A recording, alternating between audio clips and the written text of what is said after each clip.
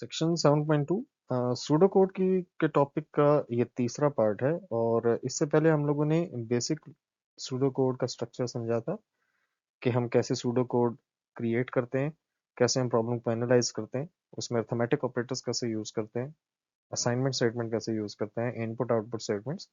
और उसके बाद हमने कंडीशन स्टेटमेंट्स देखी सेकंड पार्ट में कि if statement, if then else और केस ऑफ अदरवाइज कैसे यूज करते हैं।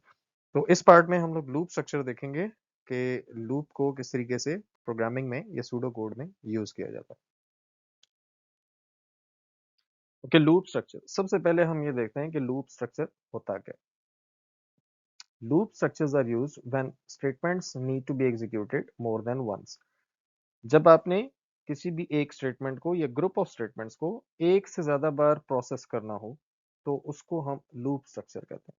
प्रोग्रामिंग में बहुत ज़्यादा यूज़ होता है। एग्जाम्पल अगर देखें, फॉर एग्जाम्पल बैंक की अगर आप एग्जाम्पल ले लें, तो बैंक के जितने भी उनके क्लाइंट्स होंगे वो हर क्लाइंट के लिए अलग से प्रोग्राम नहीं लिखेंगे, प्रोग्राम एक ही होगा उनका standard. For example tax calculate करना है, कोई भी डिडक्शंस करनी है, जो भी करना है, और आप वो एक ही प्रोग्राम को हर क्लाइंट के लिए रिपीट करेंगे तो उसको हम लूप स्ट्रक्चर कहते हैं। Types of loop structure, Cambridge के सिलेबस में we have 3 types of loop structure. The first one is for to next.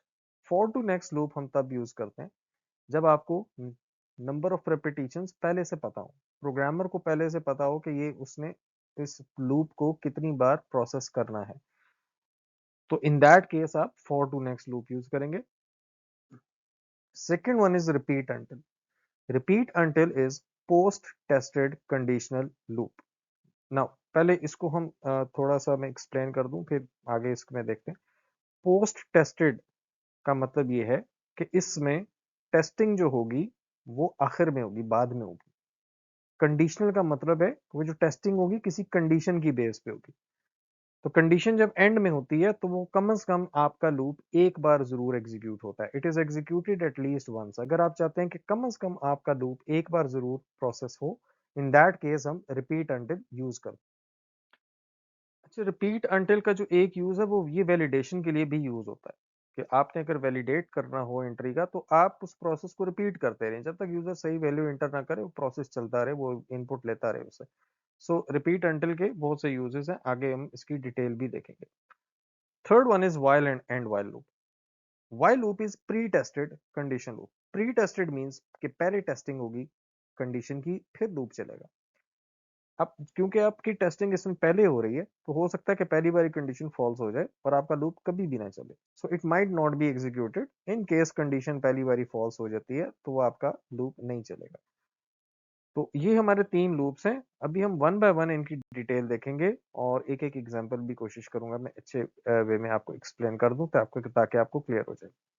So the first one is for to next loop. For to next loop में होता क्या, a variable is setup with start value and an end value. आप एक variable को setup करते हो, आप उसको एक स्टार्टिंग वैल्यू देते हो और आप उसकी एंडिंग वैल्यू दे देते हो कि ये इसकी वेरिएबल की वैल्यू यहाँ से स्टार्ट होगी और यहाँ पे एंड होगी। फॉर एग्जांपल 1 से स्टार्ट होगी और 10 पे खत्म होगी, and then increment it in steps of 1। और स्टार्टिंग वैल्यू से एंडिंग वैल्यू तक जो वैल्यू इसकी इंक्रीज होती जाएगी, 1 2 3 एंड सो ऑन। तो बाय डिफॉल्ट जो इंक्रीमेंट होता है वो 1 का होता है until the end value is reached. जब तक एंड वैल्यू आपकी वहां उस एंड वैल्यू तक रीच नहीं होती वेरिएबल की value, and the iteration finishes. And value तक जब रीच हो गया उसके बाद वो आपका लूप जो है वो खत्म हो जाएगा। Iteration means repetitions. जो वैल्यूज आपकी जो स्टेटमेंट्स आप रिपीट करते हो उसको हम आइटरेशन भी कहते हैं, उसको हम रेपिटेशन भी कहते हैं। सिंटेक्स, जनरल फॉर्म इसकी है, फॉर के बाद आप एक वेरिएबल लिखते हो, इक्वल का साइन डालते हो, फिर आप उसकी स्टार्ट वैल्यू देते हो, उसके बाद टू जो है ये रिजर्व वर्ड है, और फिर आप उसमें एंड वैल्यू देते हो। तो उसके बाद आपने जो भी स्टेटमेंट्स, एक स्टेटमेंट है या ज्यादा स्टेटमेंट्स हैं जो भी आपने रिपीट करनी है वो आप उसमें लिखते हैं, और फिर आप नेक्स्ट के बाद वेरिएबल। ये वेरिएबल नेम फॉर और नेक्स्ट दोनों में सेम होना चाहिए। ये बेसिक सी इसमें इसका कॉन्सेप्ट है। वेरिएबल नेम फॉर और नेक्स्ट दोनों में सेम होना चाहिए। समटाइम्स कैम्ब्रिज में जो आइडेंटिफाई द एरर का क्वेश्चन आता है वो उसमें ये मिस्टेक करते हैं, फॉर में डिफरेंट वेरिएबल यूज करते हैं, नेक्स्ट में डिफरेंट वेरिएबल यूज करते हैं, तो वो एक एरर होता है। ये वेरिएबल नेम आपके सेम होने चाहिए।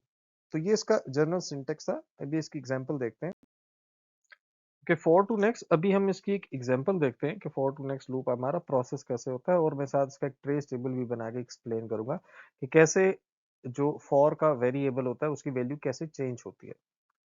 तो ये सिंपल सी एग्जांपल है। इसका पर्पस एग्जांपल का सिर्फ ये है कि आपको फॉर टू नेक्स्ट लूप की वर्किंग का आइडिया हो कि किस तरीके से ये लूप एग्जीक्यूट करता है, प्रोसेस रिपीट कैसे करता है। सबसे पहले for count is equal to 1 to 10। For के बाद आप एक वेरिएबल यूज करते हो, जैसे काउंट एक वेरिएबल है, उसके बाद इक्वल का साइन, देन इनिशियल वैल्यू जो स्टार्टिंग वैल्यू है उसकी स्टार्ट वैल्यू 1 से मैंने इसको स्टार्ट किया बिकॉज फर्स्ट 10 पॉजिटिव इंटीजर्स 1 से ही स्टार्ट होते हैं। ये two is a reserve word, ये टू टी ओ कैपिटल्स में मैंने लिखा हुआ है, ये रिजर्व वर्ड है, ये एज इट इज आएगा। और उसके बाद आप उसकी एंड वैल्यू, क्योंकि फर्स्ट 10 पॉजिटिव इंटीजर्स 1 से लेके 10 तक शुरू आपके एंड होते हैं, 1 से 10 तक चलते हैं, तो एंड वैल्यू आप उसकी देंगे 10। अब जब ये स्टेटमेंट एग्जीक्यूट होगी तो काउंट की वैल्यू आपके पास 1 हो जाएगी, जो आपने उसको इनिशियल वैल्यू दी हुई है। आपने उसको इनिशियल वैल्यू दी थी काउंट इज इक्वल टू 1, तो काउंट की वैल्यू आपके पास यहाँ पे 1 हो जाएगी। प्रिंट काउंट, अब प्रिंट प्रॉम्प्ट मैसेज मैंने यूज नहीं किया बिकॉज इस एग्जांपल का पर्पस सिर्फ फॉर टू नेक्स्ट लूप को एक्सप्लेन करना है। प्रिंट काउंट मींस अब आपने काउंट की वैल्यू को प्रिंट करना है, तो आउटपुट में आपका 1 डिस्प्ले हो जाएगा। और उसके बाद next count, next count means के अब आपने इस लूप को रिपीट करना है।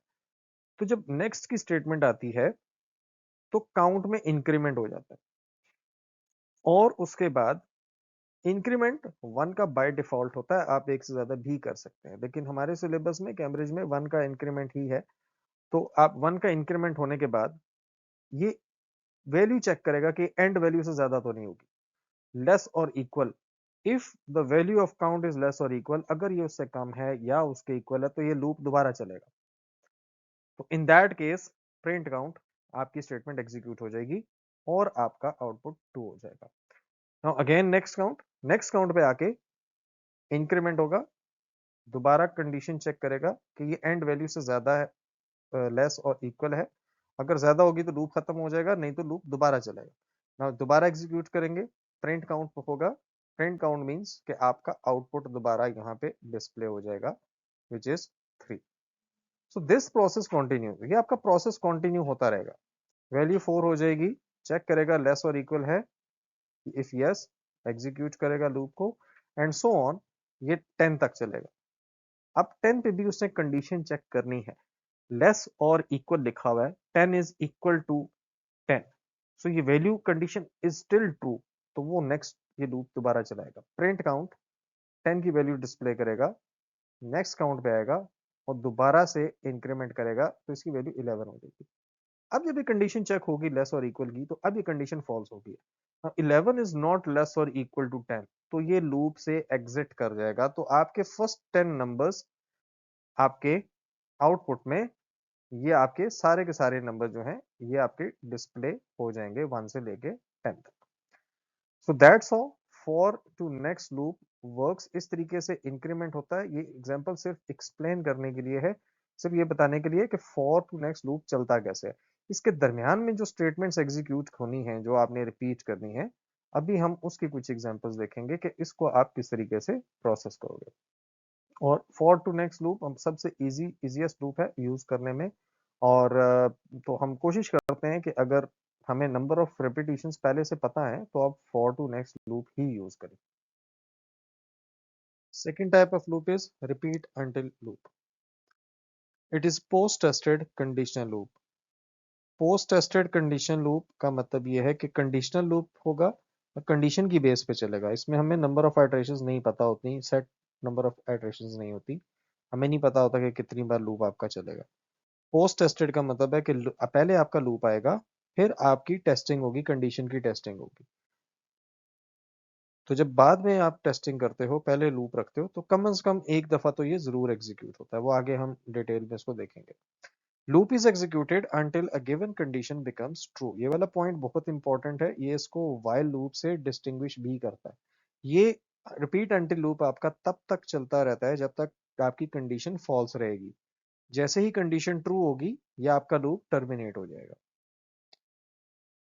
दोबारा से बता रहा हूँ, रिपीट अंटिल लूप तब तक चलता है जब तक कंडीशन फॉल्स होती है। जैसे ही कंडीशन ट्रू होगी, ये लूप आपका टर्मिनेट हो जाएगा। Repeat until loop is always executed at least once. ये आपका कम से कम एक बार जरूर एग्जीक्यूट होता है। इसका सिंटेक्स जनरल फॉर्म इसकी देखते हैं। सबसे पहले आप रिपीट, आपका रिजर्व वर्ड है, ये यूज करेंगे। उसके बाद जो भी स्टेटमेंट्स आपने रिपीट करनी है, लूप में रखनी है, आप वो स्टेटमेंट्स लिखेंगे। और उसके बाद अनटिल और कंडीशन। अब देखिए, कंडीशन यहाँ पे हमने आखिर में रखी है, that's why it is called post tested conditional loop. और कंडीशन आखिर में जाके चेक हो रही है, तो कम आपका ये जो प्रोसेस है लूप का, ये ऊपर से ये स्टेटमेंट्स आपकी ऊपर से आ रही हैं। इसका जितना भी आपका सीक्वेंस है वो आपका सीक्वेंस वाइज चलती है। ये स्टेटमेंट्स पहले एग्जीक्यूट होंगी, फिर आपकी कंडीशन टेस्ट होगी। सो कंडीशन अगर पहली बार में ही अगर ट्रू हो भी जाती है, तो कम से कम एक बार आपकी स्टेटमेंट जरूर एग्जीक्यूट होती है। सो दैट्स वाई इसको हम तब यूज करते हैं जब मिनिमम एक दफा आपने लूप जरूर चलाना हो। रिपीट अंटिल लूप की एक एग्जांपल देखते हैं, एक सूडो कोड और साथ उसका ट्रेस टेबल। यहाँ पे मैंने स्टेटमेंट का पर्पस, सूडो कोड का पर्पस नहीं लिखा, उसकी स्टेटमेंट नहीं लिखी, ताकि आपको सिर्फ ट्रेस टेबल से आइडिया हो जाए कि सूडो कोड का पर्पस क्या है। ये क्वेश्चन आता है कैम्ब्रिज में, वो ट्रेस टेबल आपको सूडो कोड या फ्लो चार्ट देते हैं, आप उसका ट्रेस टेबल बनाते हो और उसके बाद वो आपसे उसका पर्पस पूछ लेते हैं। सो इस तरह के क्वेश्चंस की भी साथ साथ हम प्रैक्टिस करेंगे, जिसमें सिर्फ सूडो कोड हो और हम उसका पर्पस खुद से आइडेंटिफाई करें। स्टेप बाय स्टेप चलेंगे। Total is equal to zero, total की वैल्यू हमने जीरो असाइन की, वेरिएबल वैल्यू को वैल्यू असाइन हो जाएगी zero. Mark is equal to zero, mark एक वेरिएबल है, उसकी वैल्यू भी आपके पास यहाँ पे जीरो हो जाएगी। देन रिपीट, यहां से हमारा लूप स्टार्ट हो रहा है। Total is equal to total plus mark. अब यहाँ पे इस स्टेटमेंट में बेसिकली हम टोटल की वैल्यू और मार्क की वैल्यू को ऐड कर रहे हैं और रिजल्ट को हम टोटल वेरिएबल के अंदर स्टोर कर रहे हैं। सो यहाँ right now in this statement zero plus zero is zero, तो टोटल की वैल्यू आपके पास जीरो ही हो जाएगी। तो ये तो आपका टोटलिंग का कॉन्सेप्ट है, इसको आगे हम दोबारा डिटेल में देखेंगे। नेक्स्ट स्टेटमेंट पे चलते हैं। Now print enter value for mark -1 to finish. Prompt message है, प्रिंट स्टेटमेंट के साथ हमने इसको यूज किया यहाँ पे। इसको आप इनपुट स्टेटमेंट में भी यूज कर सकते हो, लेकिन क्योंकि पेपर में जो कैम्ब्रिज के एग्जाम्स आते हैं उसमें ये दोनों मेथड यूज करते हैं। आप इनपुट में भी प्रॉम्प्ट मैसेज यूज कर सकते हैं डायरेक्टली, और प्रिंट सिर्फ प्रिंट स्टेटमेंट में सिर्फ प्रॉम्प्ट मैसेज भी डिस्प्ले करके बाद में भी इनपुट यूज कर सकते हैं। तो it is a prompt message जो कि यूजर को डिस्प्ले होगा, enter the value for mark -1 to finish. तो ये आपका आउटपुट में आ जाएगा, स्क्रीन पे डिस्प्ले होगा। इनपुट मार्क, अब इनपुट स्टेटमेंट पहले हम डिस्कस कर चुके हैं। इनपुट स्टेटमेंट यूजर से वैल्यू लेने के लिए होती है।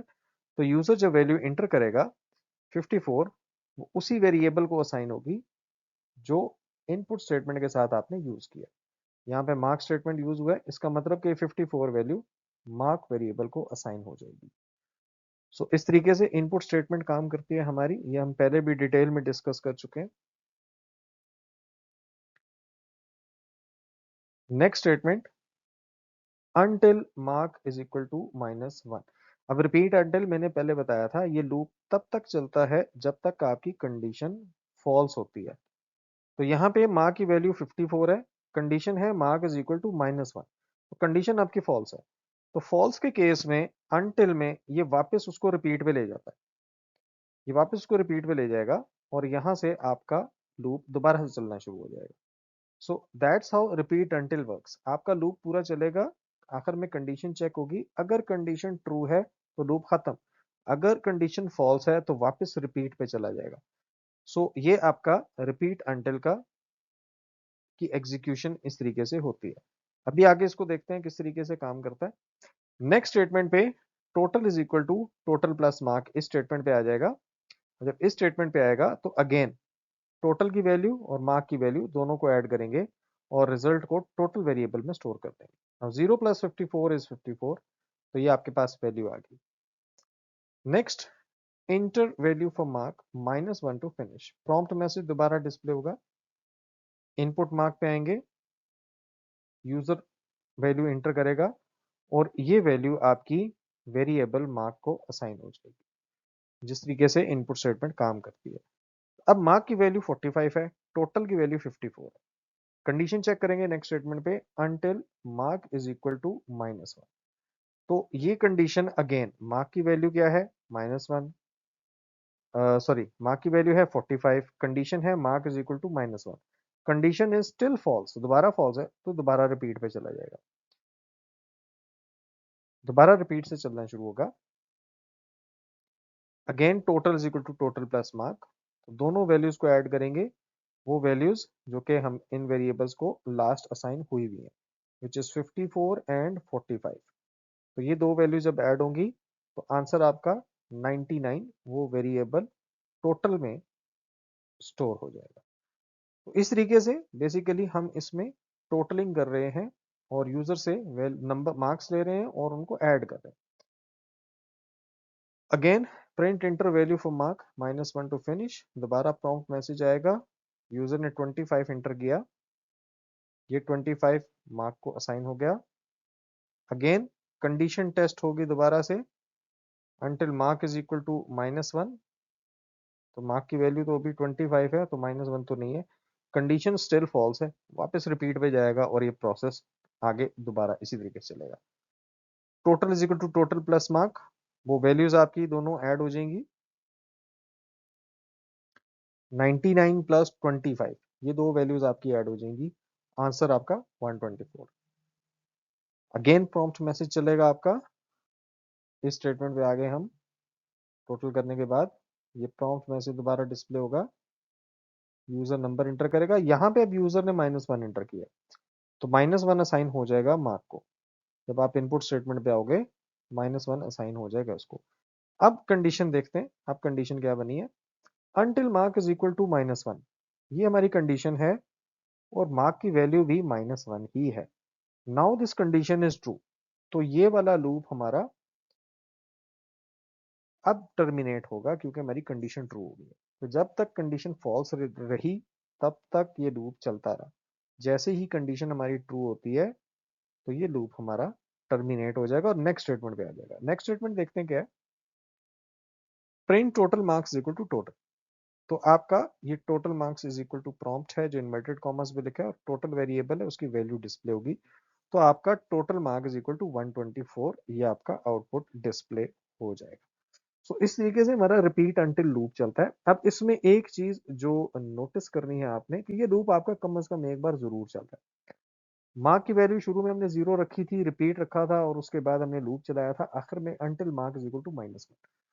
तो ये हमारा लूप इस तरीके से चलता है। इसकी आइट्रेशन भी हो सकती है, मार्क को आप पहले मार्क इज इक्वल टू 0 के बजाय मार्क उसमें आप उसको उसकी वैल्यू भी ले सकते हो, कोई ना कोई इनपुट मैसेज भी आप उसमें ये पहले भी आप यूज कर सकते हैं। सो इस तरीके से हमारा ये रिपीट अंटिल लूप काम करता है।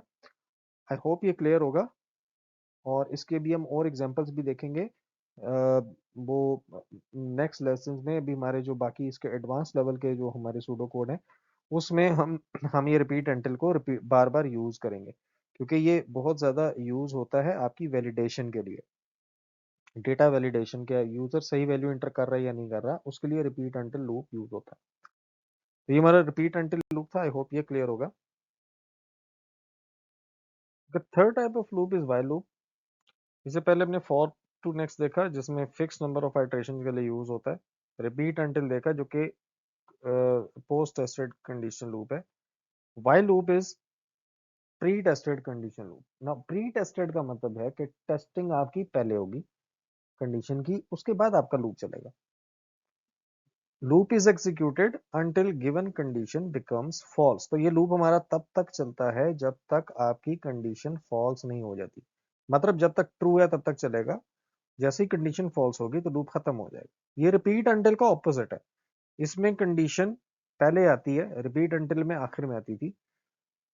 व्हाइल लूप में लूप तब तक चलता है जब तक कंडीशन ट्रू होती है, जैसे ही फॉल्स होगी लूप खत्म हो जाएगा। रिपीट अंटिल इसका ऑपोजिट है, उसमें लूप तब तक चलता है जब तक कंडीशन फॉल्स होती है, जैसे ट्रू होगा तो खत्म होगा, ये फॉल्स होने पे खत्म होगा, तो दोनों ऑपोजिट है। Note, now while loop will never be executed if the condition is false in first execution.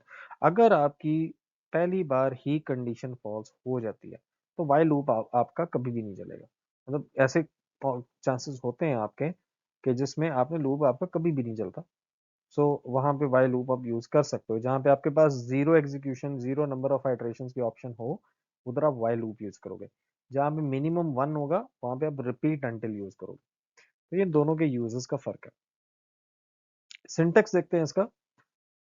While के बाद आप कंडीशन लिखोगे, क्योंकि प्री टेस्टेड है तो कंडीशन पहले टेस्ट होगी। तो वाइल के बाद कंडीशन, उसके बाद statements, and then end while. अब ये लूप आपका तब तक चलता रहेगा जब तक आपकी कंडीशन ट्रू है। पहली बार वो वाइल पे के बाद कंडीशन लिखेगा, कंडीशन अगर ट्रू है तो स्टेटमेंट चलेंगी, वरना आपका ये लूप खत्म हो जाएगा। तो देखिए इसके तो जनरल फॉर्म थी, अभी हम वाइल लूप की एक एग्जांपल देखते। Example, total is equal to zero. Total की वैल्यू आपके पास यहाँ पे जीरो हो जाएगी। Print enter value for mark -1 to finish. अब ये प्रॉम्प्ट मैसेज है, ये एज इट इज आउटपुट में हमारा डिस्प्ले हो जाएगा। थर्ड, इनपुट मार्क यूजर से वैल्यू लेने के लिए हम इनपुट स्टेटमेंट यूज करते हैं। तो यूजर यहाँ पे लेट्स सपोज ने 54 एंटर किया, तो वो वैल्यू आपकी मार्क वेरिएबल को असाइन हो जाएगी। Next, while mark is not equal to -1। तो इफ यू रिमेंबर, हमने जो मैथमेट कंडीशनल ऑपरेटर्स देखे थे, उसमें हमने देखा था नॉट इक्वल टू का साइन।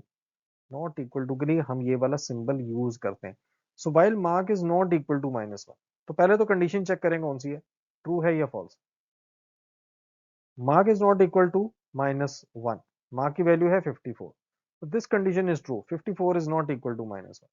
तो जब कंडीशन अगर ट्रू है तो फिर हम आगे प्रोसेस करेंगे सूडो कोड को, ये लूप हमारा दोबारा चलेगा आगे। Total is equal to total plus mark, तो दोनों वैल्यूज ऐड होके टोटल की वैल्यू इस टाइम 0 है, मार्क की वैल्यू 54 है, तो ये दोनों ऐड होके जो रिजल्ट होगा वो किस वेरिएबल में स्टोर होगा, टोटल में। सो 0 + 54 इज 54। तो ये हमारा इसमें वैल्यूज असाइन हो गई। तो इस तरीके से टोटलिंग भी हो रही है, वाइल लूप का कॉन्सेप्ट भी हम इसमें देख रहे हैं। Now next, print enter value for mark -1 to finish. दोबारा से प्रॉम्प्ट मैसेज, दोबारा से इनपुट स्टेटमेंट। ठीक है, प्रॉम्प्ट मैसेज डिस्प्ले होगा, user value input mark, user value inter करेगा, मार्क को साइन होगी। अब अगर आप इसमें नोटिस करें, ये वाली जो स्टेटमेंट्स हैं प्रिंट, ये स्टेटमेंट्स दो बार यूज हुई हैं। अब दो बार क्यों यूज हुई? दो बार इससे यूज हुई हैं कि वाइल लूप आपका स्टार्ट हो रहा है यहां से। ये स्टेटमेंट्स मैंने दो बार यूज किए हैं, एक लूप के अंदर, एक लूप के बाहर। बाहर वाली इसलिए क्योंकि मार्क की वैल्यू अगर नहीं होगी आपके पास शुरू में, तो ये कंडीशन ही टेस्ट नहीं हो सकेगी। अगर, तो पहले वाला तो जो स्टेटमेंट है, ये जो फर्स्ट टू स्टेटमेंट्स हैं, ये इनपुट वाली, ये इसलिए हैं ताकि आप इस कंडीशन को चेक कर सके। और ये दूसरी वाली प्रिंट और इनपुट मार्क इसलिए यूज करते हैं, इसको हम लूप के अंदर रखते हैं ताकि वो रेपिटेशन में बार बार वो उसको रिपीट हो सके। बिकॉज वाइल लूप तो आपका स्टार्ट हो रहा है वाइल से, तो अगर मैं स्टेटमेंट ये लूप के अंदर नहीं लिखूंगा तो ये वापस ऊपर तो जाने से रहा, ऊपर तो नहीं जाएगा ये, तो वो एक ही वैल्यू लेके उसी को फॉर एवर चलाता रहेगा। सो इसलिए हम ये स्टेटमेंट्स दो बार यूज करते हैं वाइल लूप में। एंड वाइल, यहाँ पे आपका लूप खत्म हो गया। एंड वाइल का काम सिंपल ये है कि ये इसको कंट्रोल को वापस वाइल के ऊपर ले जाता है, इसका काम और कुछ भी नहीं है। इसका काम सिर्फ ये है, एंड वाइल वापस उसको वाइल के ऊपर ले जाएगा, वाइल पे दोबारा कंडीशन टेस्ट होगा। अब ये वैल्यू जो एंटर हुई भी है मार्क की, वो लास्ट वैल्यू वो 45 है। Now 45 is not equal to -1, now this condition is again true। तो ये कंडीशन क्योंकि ट्रू है, तो इसका मतलब है ये लूप दोबारा से चलेगा, दोबारा से प्रोसेस होगा।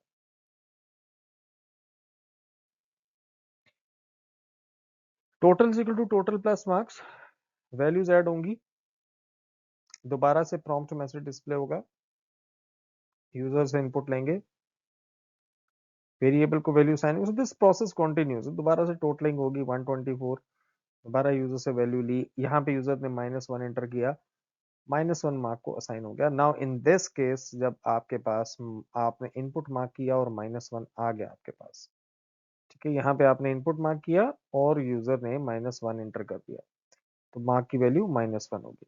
अब एंड वाइल जब उसको वापस वाइल के ऊपर लेके जाएगा,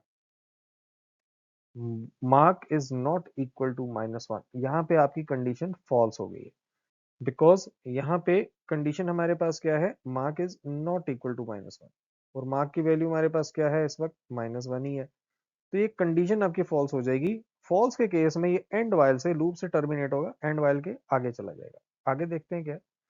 next statement is print total marks equal to total, तो ये बेसिकली आपका जो रिजल्ट है वो डिस्प्ले कर रहा है,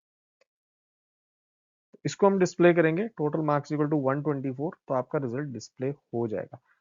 अब ये दो जो एग्जांपल्स हैं, इसका पर्पस नहीं लिखा हुआ ना वाइल लूप में ना रिपीट अंटिल में, सूडो कोड में दोनों सेम पर्पस के लिए सूडो कोड है। इसका पर्पस आप लोगों ने आइडेंटिफाई करना होता है with the help of trace table. तो अगर आप इसको गौर से देखें, सारे प्रोसेस को नोटिस करें, तो हम यूजर से वैल्यू ले रहे हैं, उसको ऐड अप करते जा रहे हैं, यूजर जो भी नंबर इंटर करता जा रहा है हम उसको ऐड अप करते जा रहे हैं। प्रोसेस तब तक चलेगा जब तक यूजर -1 नहीं इंटर करता। अब हमें दूसरा इसमें नंबर ऑफ आइटरेशंस भी नहीं पता दोनों केसेस में, क्योंकि यूजर -1 पहली दफा भी इंटर कर सकता है, यूजर -1 आफ्टर 10 to 15 नंबर्स भी कर सकता है, आफ्टर 100 नंबर्स भी कर सकता है। तो यूजर की मर्जी है, वो जब तक -1 इंटर नहीं करेगा तब तक ये आपका लूप एग्जीक्यूट होता रहेगा। तो ये इसका पर्पस था, बेसिकली टोटलिंग के लिए यूज हो रहा था, मार्क्स यूजर से ले रहे हैं हम, उनको ऐड करते जा रहे हैं और आखिर में हमने उसको डिस्प्ले कर दिया। सो ये एग्जांपल थी। आज के लेसन में हमने लूप्स देखे, तीनों टाइप के लूप हमने उसका सिंटैक्स और उसकी एक एक एग्जांपल, बेसिक्स एग्जांपल की है। इसके डिटेल्ड अभी काफी सारे सूडो कोड्स हम आगे देखेंगे, जितना इसको एडवांस करते जाएंगे ये सारे के सारे लूप यूज होंगे। नेक्स्ट लेक्चर में हम जो इसके फंडामेंटल आपके जो कॉन्सेप्ट्स हैं, की कॉन्सेप्ट्स की और बेसिक ऑपरेशंस हैं जो सूडो कोड में, जो कैम्ब्रिज के सिलेबस में, वो हम डिस्कस करेंगे। उनमें ये सारी की सारी स्टेटमेंट्स दोबारा से रिपीट होंगी। तो पहले आप लोगों ने ये कॉन्सेप्ट्स क्लियर करने हैं ताकि आगे का जो नेक्स्ट लेसन है वो आपको अच्छे से क्लियर हो जाए। तो क्योंकि आगे इनका कॉम्बिनेशन यूज होगा, हम ऐसे सूडो कोड लिखेंगे जिसमें कंडीशनल स्टेटमेंट भी होंगी, जिसमें सिलेक्शन स्ट्रक्चर होगा, इफ स्टेटमेंट, इफ एल्स, और जिसमें लूप भी होंगे। तो इसके अलावा कमेंट सेक्शन में बताइएगा अगर आपने इसके अलावा कोई और टॉपिक अगर करना है, या कोई पास पेपर का कोई प्रॉब्लम है, या कोई सूडो कोड से रिलेटेड कोई भी किसी तरह का क्वेश्चन है, आप मुझसे कमेंट सेक्शन में आप उसमें कमेंट कर सकते हैं। तो बाकी इसकी डिटेल नेक्स्ट लेसन में देखेंगे। Thank you.